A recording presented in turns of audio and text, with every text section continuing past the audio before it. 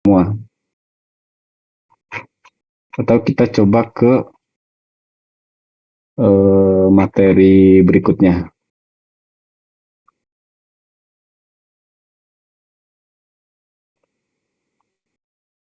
Kita coba ke materi berikutnya mungkin ya, sambil jalan. Ya. Nah, sudah muncul kan? Sudah muncul ya. Nah, ini yang tadi ya lanjutannya, ini ada beberapa modul. Terus sebenarnya di tahapan berikutnya sih bisa kita lakukan kayak misalnya untuk nge-rename nama filenya gitu kan, atau misalnya ngerubah kontennya, recordnya di split dan sebagainya gitu kan. Ini cara nge-rename file gitu kan, itu bisa juga.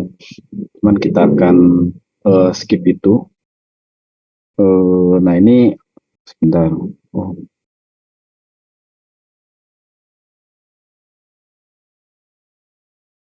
oke. Selanjutnya saya akan coba jelaskan beberapa prosesor yang mungkin akan kepake ya. Nanti akan ada studi kasus gitu yang di bawah. Misalnya coba kita ke bawah dulu ya.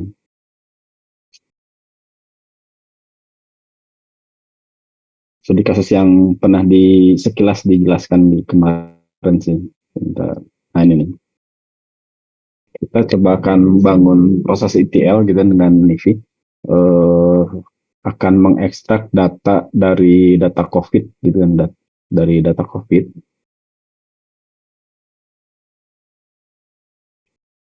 Data COVID-19. Nah ini eh, problem statementnya seperti ini. Salah satu kasus penggunaan potensialnya itu kita akan menangkap informasi atau data dari suatu web terkait COVID di kabupaten atau distrik di India ya, karena dia ada websitenya gitu kan. Dan mungkin pada saat itu sih datanya diperbaharui setiap hari ya. Jadi mungkin tantangan kita adalah gimana nih supaya nge-grab data COVID itu setiap hari, jadi atau setiap saat lah, misalnya bisa setiap jam, setiap menit, atau setiap tinggal di setting lah ya, supaya terupdate gitu kan.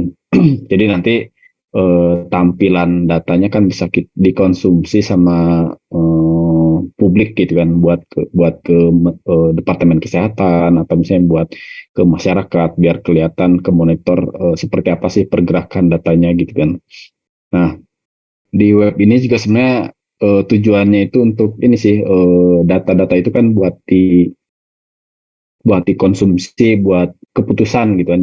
Jadi nanti kalau misalnya naik keputusannya apa nih, PPKM, atau kalau turun keputusannya apa nih dari pemerintah. Nah itu kan bisa dengan data-data monitoring itu kan bisa dipakai untuk keuntungan bisnis atau keuntungan untuk sosial gitu kan, kayak gitu. Nah, sistem ETL sendiri ini sih mungkin secara flow nanti akan kita coba nge-grab data dari sini gitu kan. Terus nanti uh, web itu isinya apa aja, kita grab datanya dan dimasukkan ke database gitu. Nah, mungkin ini terminologi awal aja sih, mungkinnya kayak Navy kita udah tahu gitu untuk ETL gitu kan, biar aliran flow-nya bisa flow based system tanpa source code atau merubah coding gitu. Secara web UI kita tinggal klik sudah selesai config-nya gitu. Tinggal drag and drop. Nah, terus nanti alur kerja Navy-nya juga terdiri dari tadi ya, prosesor gitu kan. Prosesornya banyak, ada yang buat ekstraksi, buat ingestion, buat database, buat split, merge, HTTP, put file dan sebagainya, itu banyak yang bisa kita manfaatkan gitu kan. Terus nanti juga ada beberapa controller juga gitu kan, yang terus ada koneksi antar prosesor gitu kan. Nah, yang tadi ya misalnya kalau sukses itu akan diproses kemana, kalau gagal akan diproses kemana dan sebagainya. Terus ada controller juga nanti buat setting konfigurasi dan sebagainya. Terus ini ada web scraping gitu ya, yaitu proses untuk mengekstrak data dari web ya. Mungkin teman-teman familiar juga terkait website gitu kan. Di sana kan ada HTML ya, tag-tag HTML-nya ada banyak gitu kan, ada tag tr, td, link dan sebagainya itu kan mungkin itu sebagai dasaran kita untuk inilah untuk mencoba atau memahami nanti strukturnya akan seperti apa untuk mengekstrak dari data tersebut gitu kan, tag HTML-nya. Nah, secara garis besar yang akan kita lakukan seperti ini. Ini salah satu studi kasus yang cukup menarik gitu di salah satu website gitu ya. Kalau kita lihat, bentar. Nah, di sini nanti ada prosesor untuk ini statusnya masih merah, ini artinya belum di running ya, belum belum jalan gitu kan. Ini ada prosesor untuk Grab web API-nya dari webnya gitu. Terus dari ke sini dia akan mengekstrak HTML-nya. Artinya bagian mana aja nih yang akan kita grab gitu kan. Apakah bentuknya tabel atau yang kita grab atau yang bentuknya link API ke yang lain gitu kan yang akan kita grab. Nah, ini kita definisikan di HTML ini. Terus dari sana juga akan diekstrak lagi API linknya, misalnya kalau misalnya di sini HTML-nya dia ngelink ke website lain, itu di sini kita akan diekstrak apa aja nih linknya gitu kan. Nah, yang menarik di sini ada atribut gitu kan. Nah, atribut ini yang tadi saya jelaskan sekilas gitu kan. Kayak misalnya si file itu kan, flow file itu kan punya atribut, misalnya kayak dia diciptakannya kapan, atau dia, atau buat menandai lah misalnya. Kan mungkin di sini kita banyak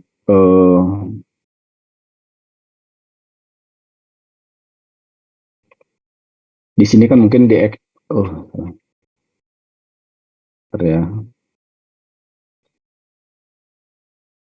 kan.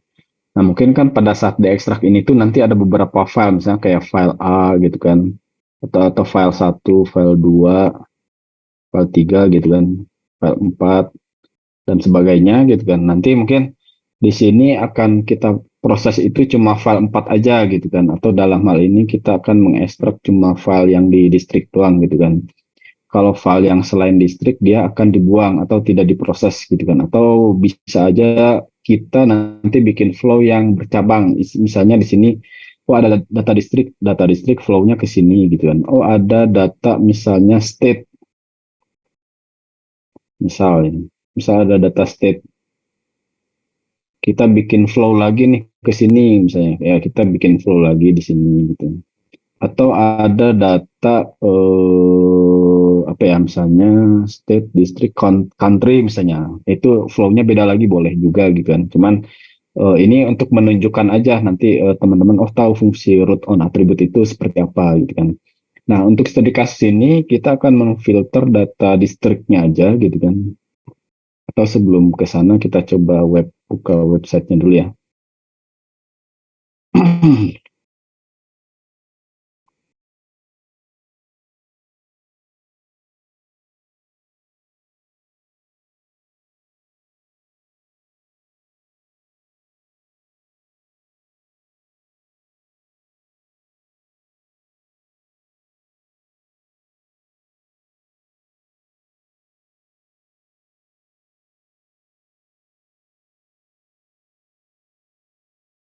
Sudah muncul kah? Nah, lagi loading. Nah, ini sudah muncul ya. Nah, ini website yang tadi yang akan kita grab ya. Misalnya ini, ini ada ternyata kalau kita lihat data seperti ini tuh tipenya unstructured gitu kan. Kan mungkin teman-teman tahu ya yang data structure yang memang kayak CSV atau database itu kan terstruktur gitu kan. Kalau bentuknya web ini kan tidak terstruktur nih. Wah, ini nggak jelas nih kolom-kolomnya apa aja gitu kan. Nah, ini masih termasuk yang ini. Terus kalau kita lihat ini kan gimana cara masukin ke database-nya gitu kan. Apakah teks-teks ini kita copy satu-satu di insert? Wah, itu kan akan membutuhkan waktu yang lama gitu kan. dan sebagainya. Atau kita pun memilih di sini juga ngefilter yang akan kita input yang mana aja, apakah teks ini atau misalnya teks ini kan banyak gitu kan ya. Nah, itu akan jadi salah satu ini juga lah apa perhatian juga di kita gitu. Nah, tapi di sini sebenarnya kan HTML ini ada yang web ini kan ada HTML-nya ya. Kalau kita lihat di sini ada HTML-nya. Nah, ini format-format HTML yang bisa kita filter gitu.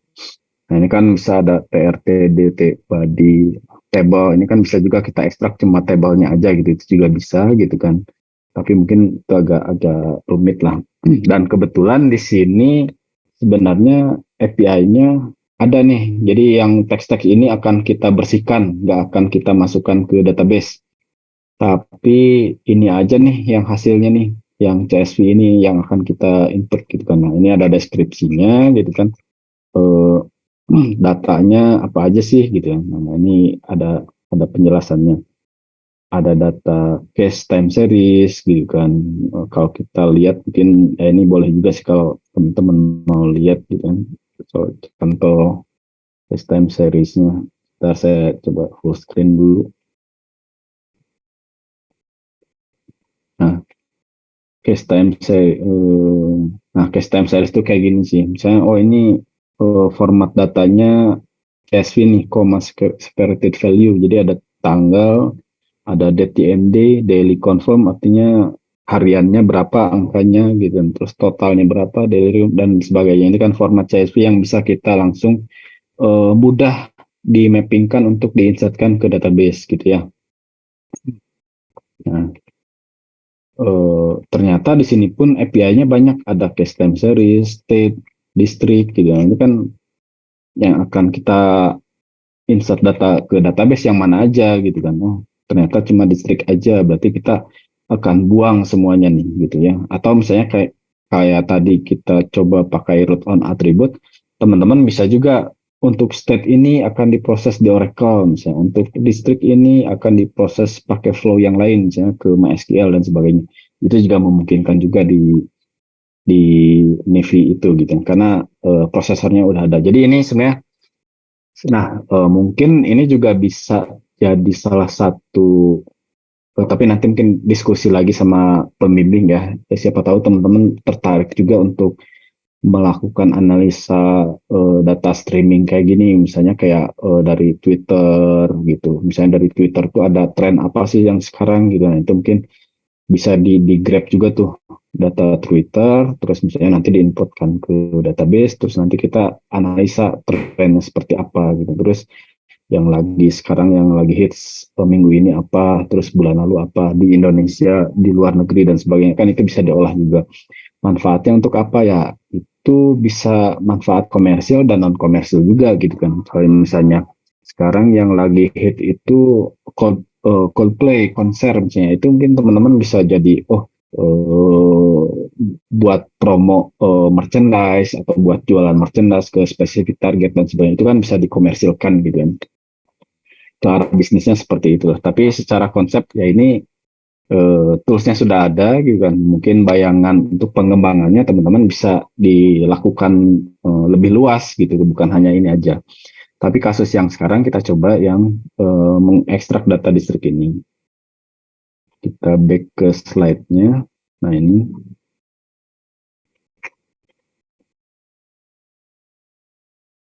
Nah, setelah diekstrak, jadi kan tadi API-nya banyak.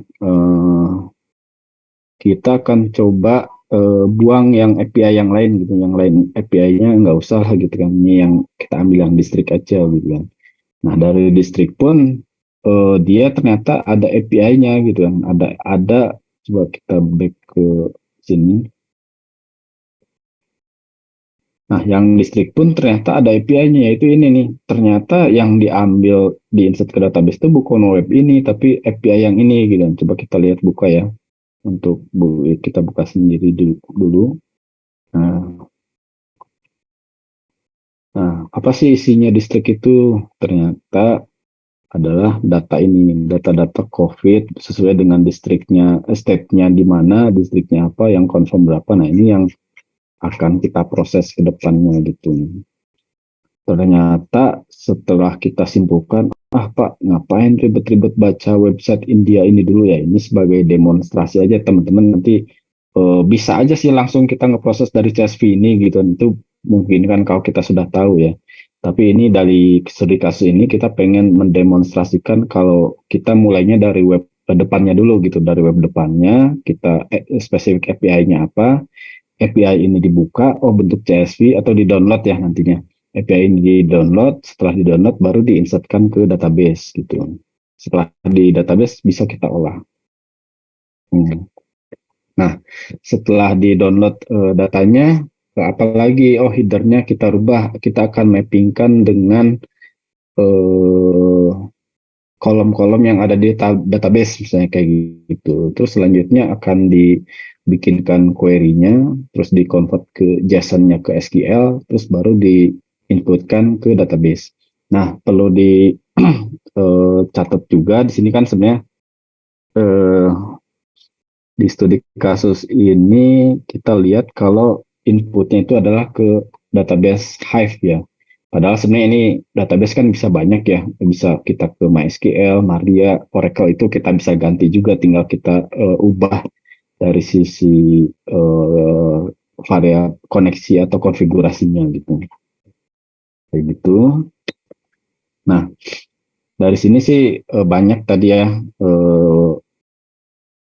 prosesor yang dipakai gitu kan, yang tadi yang kita lihat ada info HTTP gitu kan, terus yang terus get HTML, root on attribute, extract endpoint, terus ada replace header, put hive dan sebagainya gitu.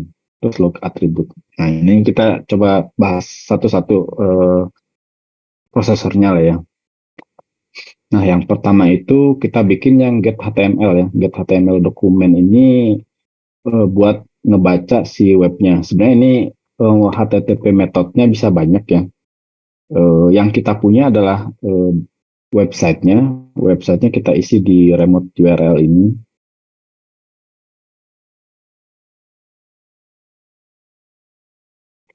Websitenya kita isi yang di remote URL ini, gitu kan. Terus di sini juga sebenarnya metode HTTP-nya bisa banyak ya, bisa get, bisa post, bisa pet juga. Cuman karena kita untuk nge-grab data kita pakai yang get aja dulu gitu ya. Kalau post untuk nge-submit data atau yang nge-put buat menyimpan data di website tersebut. Tapi rata-rata sih untuk nge-extract data kan kita pakai get ya. Nah ini buat get HTML gitu kan sesuai dengan API-nya. Sisanya sih ini settingan-settingan default ya, tapi teman-teman bisa merubah juga misalnya connection timeout-nya berapa. Nah, ini settingan misalnya si websitenya kadang down, oh berarti kita settingan ada timeout-nya nih kalau 5 detik down dia harus ngapain, atau misalnya idle-nya dia harus ngapain, kan bisa aja dia baca terus-terusan gitu kan, sehingga menyebabkan sistem itu isu atau problem. Jadi mungkin kita bisa settingan timeoutnya supaya tidak ngehang atau ngeproses terus gitu kan, karena sistem si web ini lagi down atau lagi isu. Oke, nah terus yang berikutnya adalah endpoint-nya gitu kan, endpoint-nya. Nah ini di sini sih kan tadi di sini kita udah coba ini ya, coba ngeget, terus di sini kita spesifik ke selektornya ini adalah trtd sama a. Ini kan kalau teman-teman tahu ini bahasa dari HTML untuk mengekstrak link ya, link trtda gitu. Kita coba kalau misalnya pengen lihat, kita lihat di sini yang hasil diekstrak tadi. Nah sini tr, nah ini kan tr ketemu, terus td misalnya, oke. Nah, TR, TH berarti kan kalau ini nggak ke filter ya. Kalau TR, TH berarti ini ke filter. Cuman tadi kan yang dicari adalah TR, TD-nya kan ya. TR, TR. Nah, ini TR, TD nih. TR, TR, TD, A. Nah, ini yang ke filter, yang keambil ini nih. Yang tadi itu. Eh, karena filternya di TR, TDA gitu kan. Bukan di TR, TH. Kalau di TH kan mungkin ini yang keambil. Tapi karena di TRTD berarti ini yang keambil ini. Gitu.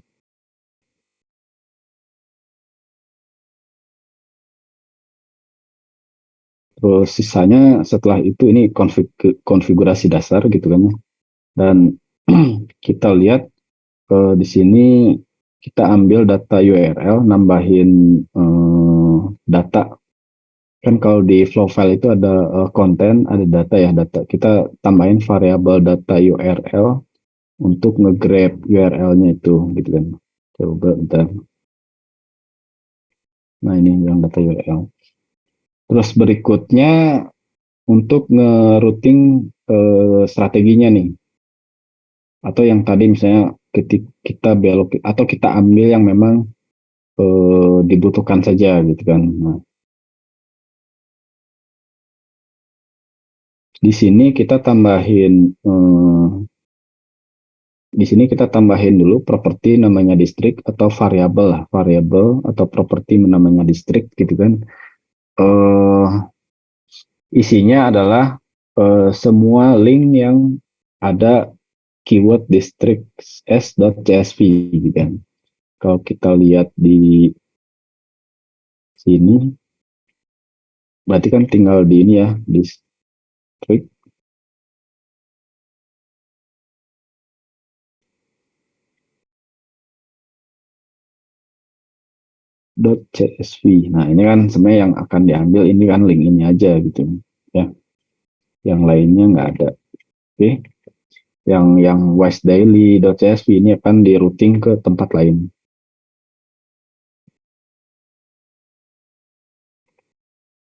Oke. Terus berikutnya di sini untuk ngambil HTTP yang district.csv tadi. Gitu kan ya. Info HTTP lagi nih. Kalau yang pertama itu info HTTP yang ini tuh nge-grab data URL semua gitu kan, satu website tanpa ke file CSV-nya. Kalau yang ini kita mulai langsung ke CSV-nya gitu kan. Ini langsung ke tadi ya, bla bla bla district.csv, kita langsung mengambil ke situ. Dan isinya adalah file.csv, data-data yang tadi ya. Kayak gitu. Terus kita cobain headernya kita ubah gitu kan ya. Headernya kita ubah. Kan kalau kita lihat di CSV yang tadi ini,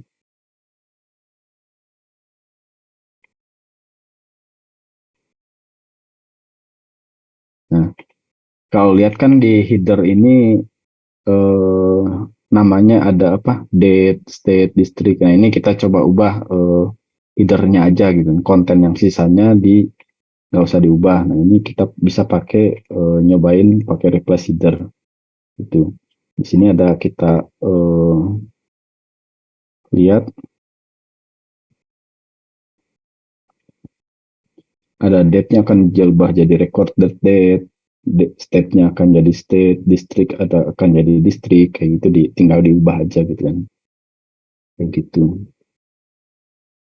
Terus ini buat query juga. Misalnya kalau di sini kita lihat akan mengambil data yang recorded date-nya itu misalnya ada spesifik misalnya mungkin 5 jam yang lalu, 1 jam yang lalu dan sebagainya gitu. Ini tinggal filternya tinggal di ini aja sih dicoba-coba aja nanti sama teman-teman ya, misalnya tanpa filter berarti kan bakalan ke insert semua gitu. Tapi ini kita spesifik bisa aja kita mungkin pada saat itu kita pengen ngambil datanya per jam, artinya ya ini recorded date-nya yang sejam yang lalu sampai saat ini, atau misalnya ya tinggal di range-nya diatur gitu. Tapi ini teman-teman kalau misalnya mau langsung upload semua pun bisa, tinggal where-nya ini tinggal dicoret aja nantinya.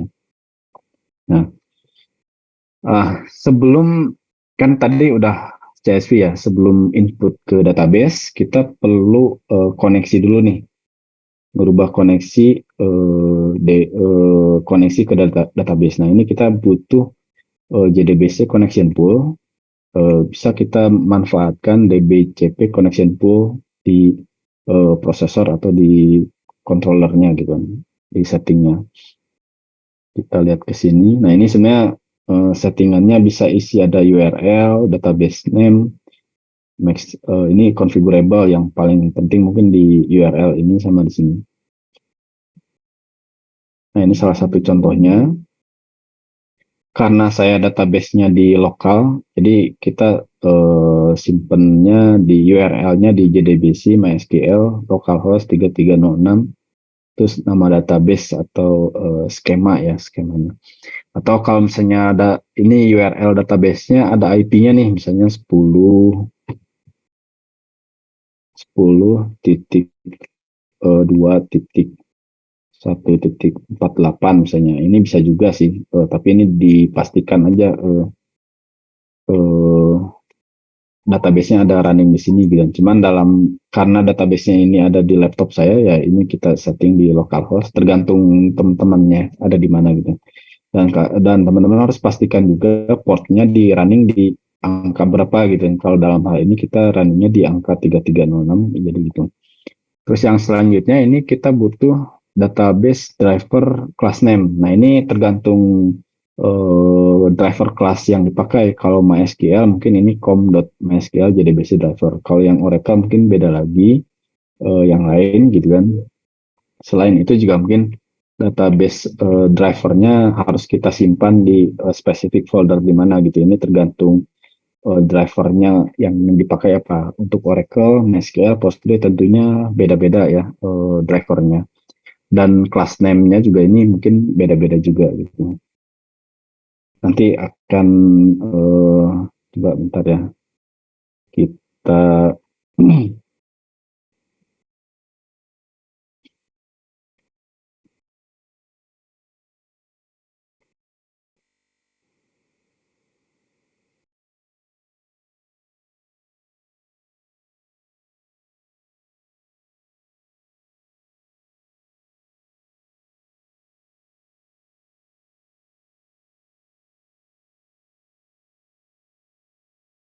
Nah, ini kalau kita lihat di sini ada configuration DBCP-nya ya.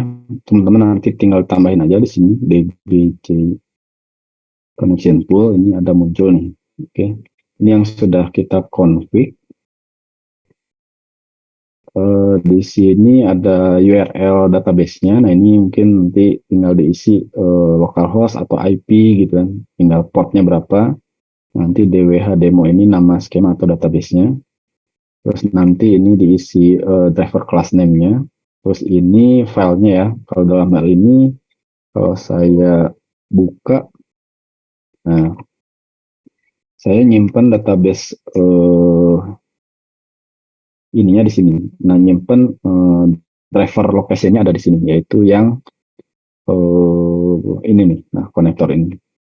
Untuk Postgre, Oracle mungkin beda file lagi ya, nanti konektornya mungkin perlu di-download lagi gitu. Konektor, terus sisanya nanti akan isi username, password gitu, nanti mungkin tinggal disesuaikan aja dengan database-nya. Ini saya agak dicepetin dulu ya, mungkin nanti setelah ini akan saya share yang PDF tadi, mungkin teman-teman sisanya tinggal dicoba sambil kita belajar bareng step-stepnya gitu ya. Oke, selanjutnya setelah koneksi ke database sudah selesai poolnya, kita coba create table-nya dulu. Create table-nya misalnya yang tadi ini ada recorded date, varchar, tipenya varchar, state tipenya varchar dan sebagainya gitu. Ini tinggal disesuaikan aja gitu ya, contoh. Nah, baru selain itu tadi kan step terakhir adalah query ya, query record configuration. Next-nya kita coba akan load data ke database. Nah, dari sini kita lihat tinggal kita setting connection pool-nya yang mana yang tadi di BJW connection pool, statementnya insert, table-nya ditulis yang tadi district ya, yang sudah kita create di sini sebelumnya. Terus sisanya boleh di skema name DWH demo atau apa gitu, boleh di sesuaikan dengan di internalnya gitu kan. Terus baru ini buat put SQL-nya ke dari database. Nah, kurang lebih sih gitu ya stepnya. Nah, ini hasil insert ke database-nya akan seperti ini nantinya. Sebagai contoh aja sih mungkin. Ini masih simple dulu sih ke database-nya. Oke. Nah, kita coba, saya coba share ini ya. Eh,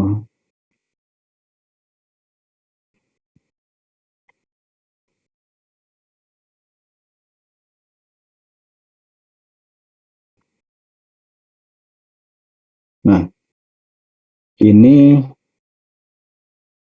saya share di Google saya share di chat itu ada link Google. Mungkin teman-teman bisa dicoba yang flow yang tadi ya, flow yang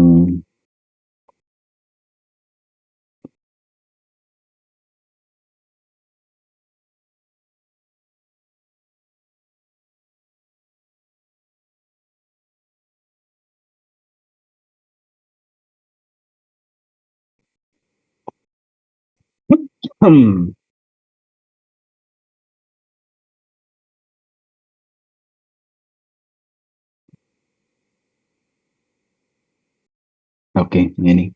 Nah, mungkin teman-teman bisa coba bikin flow seperti ini. Tadi di PDF yang di-share itu bisa dijadiin sebagai panduan. Nanti sambil kalau ada error kita cobain atau troubleshoot bareng-bareng mungkin ya. Tipsnya mungkin biar eh, kita bikin dari atas aja dulu dari sini.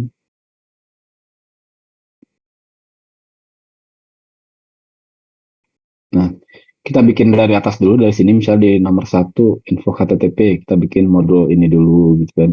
Terus yang kedua bikin elemen ini kita cobain bikin elemen ini.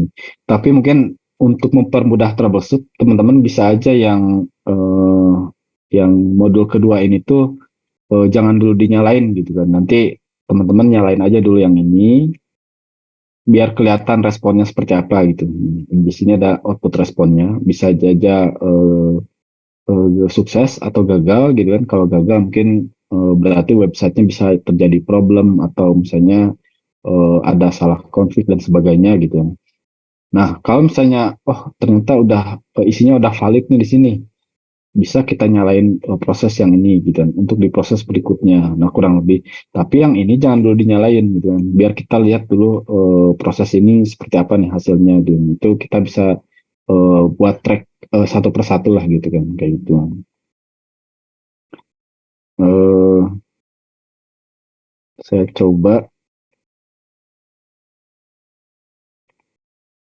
ada pertanyaan dulu nggak?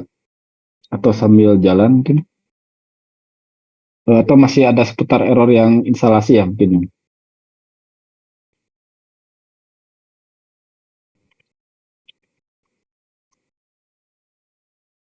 Oke. Hmm,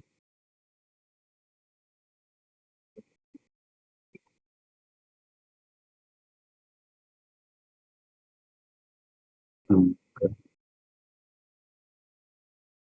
eh,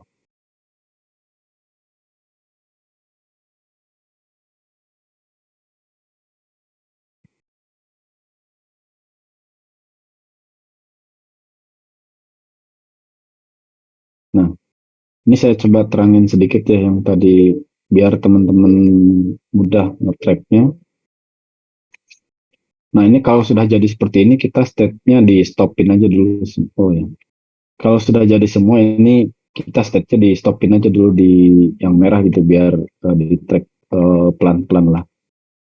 Kita bisa coba yang ini kita running sekali lah, atau run di start semua juga nggak apa-apa gitu. Cobain start. Nah, ini kan dia running nih. Nah, dia belum diproses ke tahap berikutnya gitu kan. Dia akan masih masuk ke queuing atau antrian sini untuk melihat responnya. Siapa tahu nanti ketika ini di running ternyata ke failure atau kemana ya. Ini buat validasi flow-nya kita bisa lihat sini.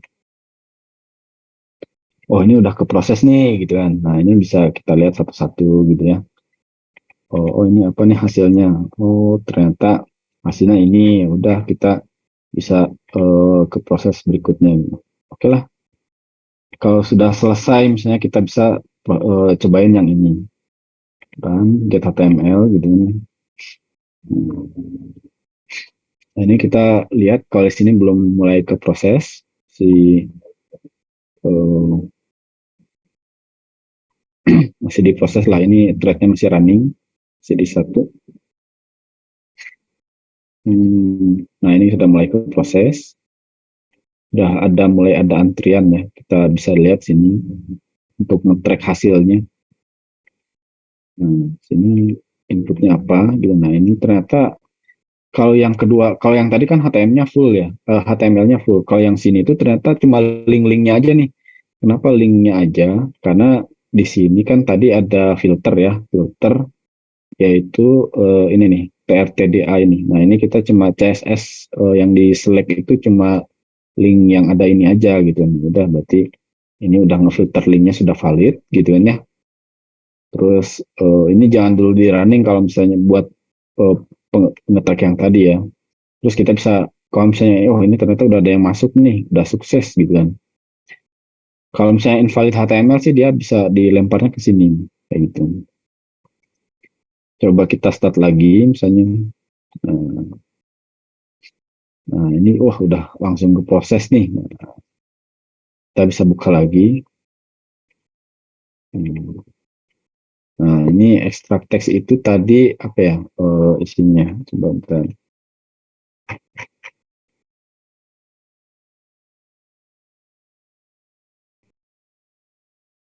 Oh ini buat nambahin ini ya, nambahin data properti yang ini nih, data properti yang distrik ekstrak teks itu. Nah berarti di sini sebenarnya setiap file yang ada di sini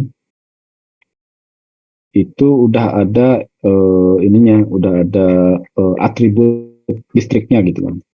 Dan ini yang akan dipilih nantinya, dipilih sama root on atribut ini. Kalau dia distrik dia akan diproses sini. Kalau bukan distrik dia akan diproses ke tempat lain. Oke. Nah kita coba running yang ini, root on atribut. Oke. Nah ini dia udah jalan threadnya, aktifnya gitu. Threadnya sudah mulai jalan. Kurang lebih seperti itu sih mungkin ya. Tadi saya sudah share PDF-nya di Google Drive. Udah bisa dibuka belum ya PDF-nya? Diinfokan kalau misalnya nggak bisa dibuka ya. Takutnya ada yang ke restrict atau gimana gitu. Eh, Terus sekarang lagi Isa, mungkin kita break Isa dulu ya. Eh, Sambil dicoba juga yang ini flow-nya, yang tadi flow flow ini. Nanti sambil setelah sholat Isya kita bisa cobain satu-satu modulnya gitu untuk sukses atau enggaknya. Nah ini udah mulai ke filter ya, udah mulai ke proses gitu kan di sini distrik.